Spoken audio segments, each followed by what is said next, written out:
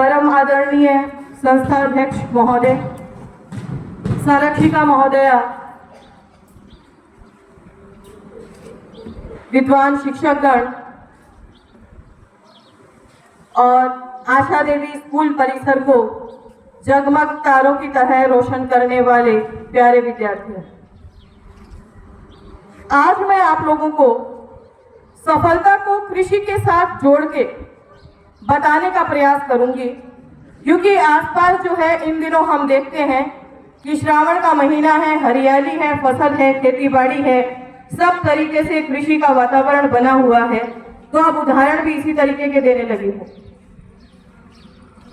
एक अच्छी फसल के लिए जिस तरीके से एक बीज का योग्य अंकुरण आवश्यक है, उसी तरीके से जो विद्यार्थी है, जो व्यक्ति है, उसको भी अपने अंदर की जो कमियां हैं, जो क्षमताएं हैं, जो योग्यताएं हैं, उनका एहसास और आभास होना आवश्यक है।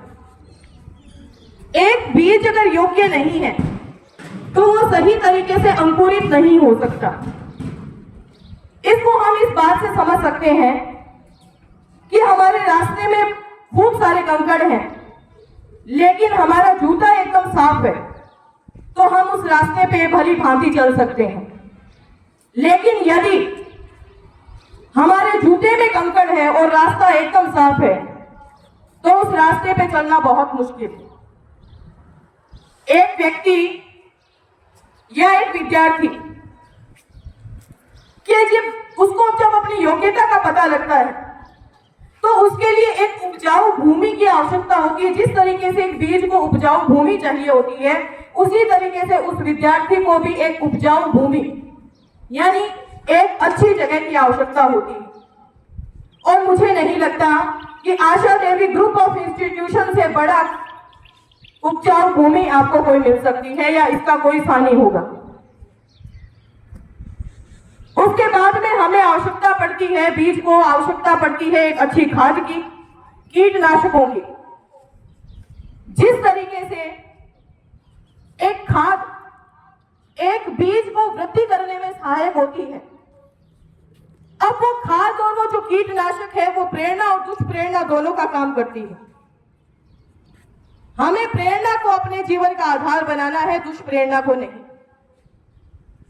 अपने आसपास के वातावरण को, अपने आसपास के परिवेश में उन्हीं तत्वों को परिविष्ट होने की अनुमति दें जो सकारात्मक हो, विचारात्मक हो, पोषात्मक हो, बोधात्मक हो और सही दिशा में देने वाले।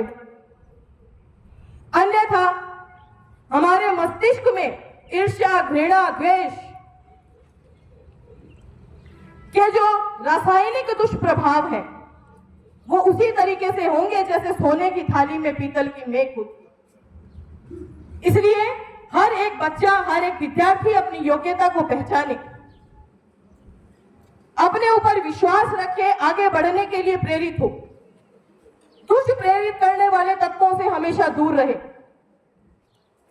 और जिस तरीके से वर्षा जल हो, चाहे पानी, सामान्य पानी हो, नल का पानी हो, कुएं से मिले, टंकी से मिले, किसी से भी मिले, एक बीज के लिए पानी आवश्यक है।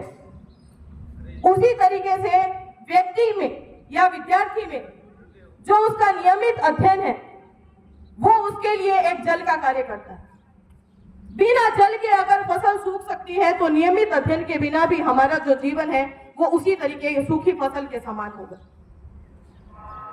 और जो स्पेशली जो बोर्ड के बच्चे हैं, क्योंकि सारे दिन उन्हीं क्लासों में आती जाती रहती हूँ तो सारे दिन उन्हीं से आमना सामना होता है, तो यही कहना चाहूंगी उन बच्चों को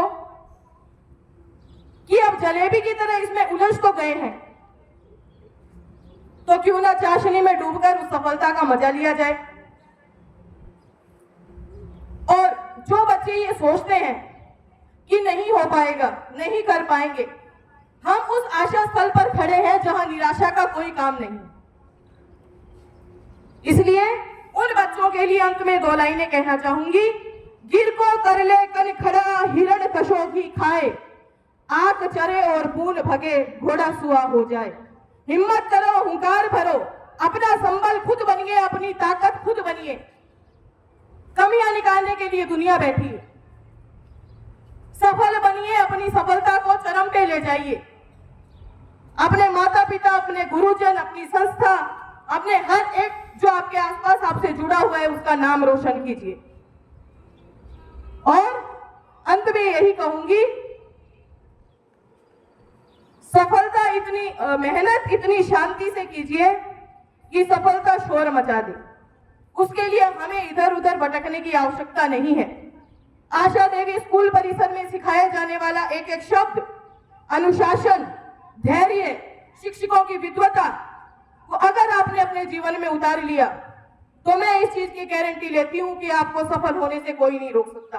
और बहुत सारे उदाहरण हमारे पीछे अतीत में। बहुत बहुत धन्यवाद, आभार, जय हिंद, जय भारत।